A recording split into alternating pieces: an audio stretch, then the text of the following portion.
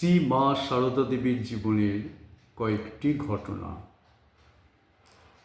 দক্ষিণেশ্বরে থাকাকালীন শ্রীরামকৃষ্ণ শ্রীমাকে গৃহকর্ম, আত্মীয় স্বজনদের প্রতি ব্যবহার প্রভৃতি সাংসারিক শিক্ষা যেমন দিতেন, তেমনি দিতেন ভজন, কীর্তন, ধ্যান, সমাধি ও ব্রহ্মজ্ঞান বিষয়ে নানা উপদেশ।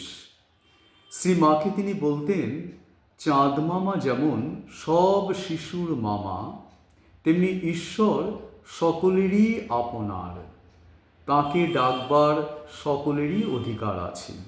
যে ডাকবে তিনি তাকেই দেখা দিয়ে কৃতার্থ করবেন। তুমি ডাকো তো তুমিও দেখা পাবে। একদিন শ্রীরামকৃষ্ণ তাকে পরীক্ষা ছলে জিজ্ঞাসা করলেন, কি গো, তুমি কি আমায় সংসার পথে টেনে নিতে এসেছ? শ্রীমা বিন্দুমাত্র চিন্তা না করে উত্তর দিলেন, না, আমি তোমাকে সংসার পথে কেন টানতে যাব?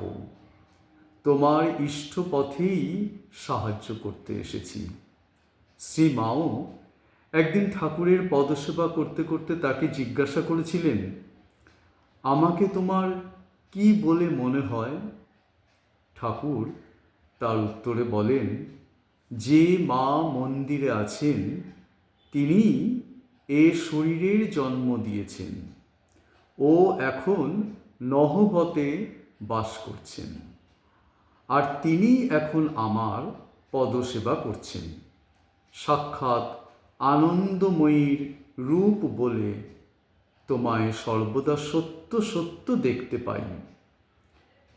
এই যে তাদের মুখের কথা নয়, অন্তরের সত্য দৃষ্টি, তার অগ্নি পরীক্ষাও শ্রীরামকৃষ্ণ সারদা দেবী জগতের কাছে দিয়ে গেছেন।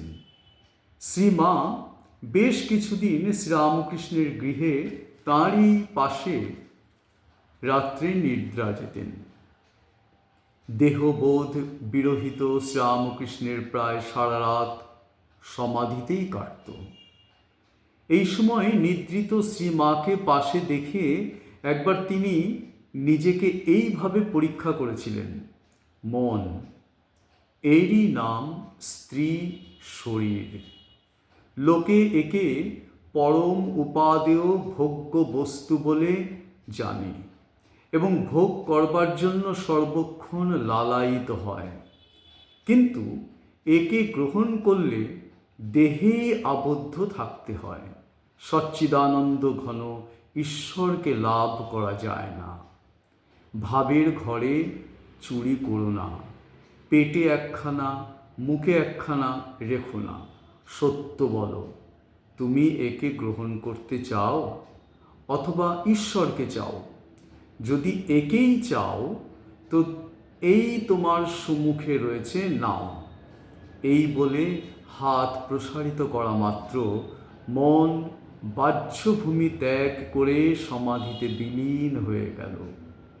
সে রাত্রে তার মন আর সাধারণ ভূমিতে নেমে এলো না।